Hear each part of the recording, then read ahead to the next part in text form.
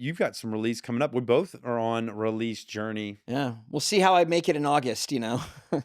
It's a little bit different for me, I guess, because I have, you have one big release that you've worked how long? How many Like years? 8 or 9 years. 8 or 9 years. And I'll have releases every week.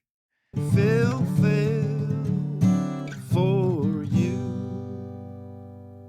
That will be, each one will be kind of, each release in the week will be small snippets of the interview, like opening banter, questions, maybe the improv games, all three of those smaller chunks, and then like the whole thing in its entirety on, the last day of the week or something, so that the little things give people something to want more. Mm-hmm. Right? Because giving these people today, from what I've heard, I've talked to a lot of people, they've said an hour and a half, a 2-hour format art Yeah. product is too much. Especially given that I'm not known, no one knows who I am.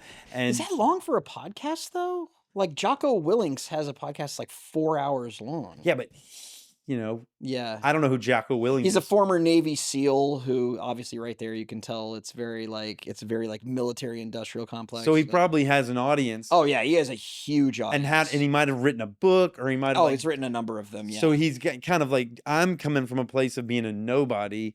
How do I get people to be interested? And so what I think some of the guidance I've been given is give people these 20 minutes or these shorter format ways to get exposed to it, and then want to see the longer format thing. Yeah, the thing is though, you could release them at the same time. I think that, if you ever look at like the way that they do it on, and I know that they have a built-in audience, but it's an interesting model, is the way that they do it with some talk shows where you can be like this highlight is, it says like, I'll go back to Denzel Washington.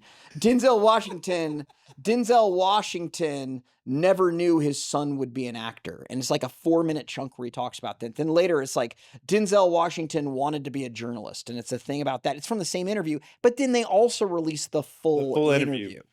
I mean, you see what I'm saying? Like people do that all the time. Sometimes people release the full interview as part of like their Patreon. That's what I was thinking too. If I could do parts of it, I thought I put this. Well, they'll do parts of it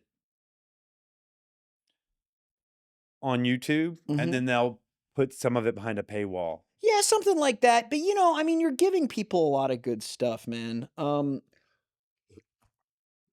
And it's very interesting too, where I kind of wonder about that, because you said that you were really into soft white underbelly, right? Oh, I love it. It's addictive. I recently watched the one, that psychology hacker guy who talks about love and romance and relationships.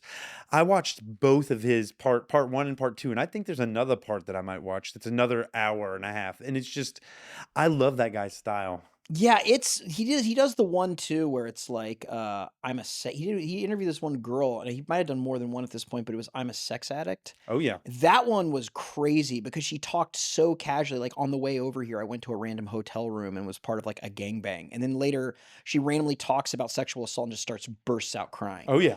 And it's one of these things where I feel like those, how long are those? Are an hour and a half, 2 hours? Something like that. Yeah, they go on for a long time, but he might have more digestible chunks. I've never seen any more digestible chunks. I've always just gone to the straight long content.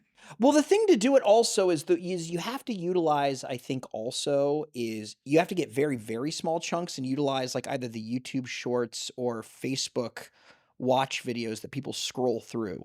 Those are also huge, where it's somebody for like, I mean, we're talking about like 60 seconds, 2 minutes or something like that. If that, some of them is that those timeline things that they put at the top? Yeah. And so it's based, a lot of times they're like, you click on them and they're just very short. I feel like they actually look like not 16:9, but like 9:16. I gotta figure out how to edit like so that. Yeah, it's not that hard. I've had to do them for companies before. And basically like those are ones that are just, you're basically just finding 60 seconds to 2 minutes of just one thing that somebody said, maybe just one quick point somebody makes in your 2-hour discussion, and put that up there. Like it'd be that. Yeah, something like I love the idea of Phil Fails, his YouTube short being somebody explaining how YouTube shorts work. Yeah. It's just a Russian It'd be like doll. John Yeah. talking about basically a YouTube short is just the 60-second clip that you Yeah. find from the whole interview, Yeah, and then they those put are it up brilliant. on there. And those are brilliant. And like it's the thing is though, like for me, it's like I and it's really funny because a lot of times a big thing that they do with them now is that it's like they'll just have like a 60-second clip from like an episode of Full House or something, and it'll still be engaging because it's only 60 seconds. And you know what I'm saying? Like where it's just one joke that somebody kind of makes and then you move on. But it's like one quick nugget. You know Yeah. what I'm saying? And the thing is, though, if you put enough of them out there, then the algorithm will start to pick it up if people start watching it. So they'll watch yours for a while, and it measures how long people stay on it.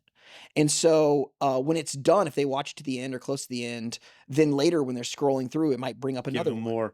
And So then, that's a so very from those, what you're wanting to do is give them easy ways to go to the longer format, right? yeah, and it could be kind of yeah, exactly. You know, you can you normally they put on the video there'll be a little thing that says subscribe, but God the thing I love those and I hate them. I think it'd be great for you, but sometimes you get extreme right wing people who Oh, post John them. needs a nap. No, no, no, You no. need a It's nap? Did you yawn? no, it's because of that stuff I'm putting in my Oh, right here. I'm having trouble, breathing through my nose, okay. You're and a mouth breather right now. so I'm a mouth breather right now, so you gotta excuse me. Also, I stayed up really late watching Denzel Of Washington course you movies. did. It has nothing to do with you. Denzel, Denzel, Denzel. Denzel. I'd be yeah, exactly. I love you, Denzel. But, he actually there's a podcast, again, called Denzel Washington is the greatest actor who ever lived or something like that. You watched that podcast? Well, I've listened to it before, Yeah. and this is years ago, and yeah, all they do is talk about this, so I'll direct people towards that.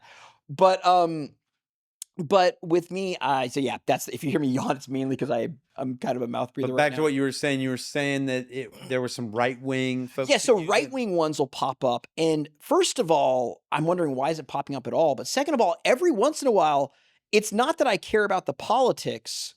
But if it's like maybe there's something about that I'm interested in, like maybe for example, or maybe I'm just curious and I want to hate watch this thing. Yeah. Or or maybe it's Neil deGrasse Tyson saying something important, but he's saying it and it's been reposted by some right-wing person. Yeah. And so if that stays on that long enough, then YouTube says, "Oh, this guy must be a Trump supporter." Yeah. And Echo yeah, chamber. You're in a 100%. right wing echo chamber.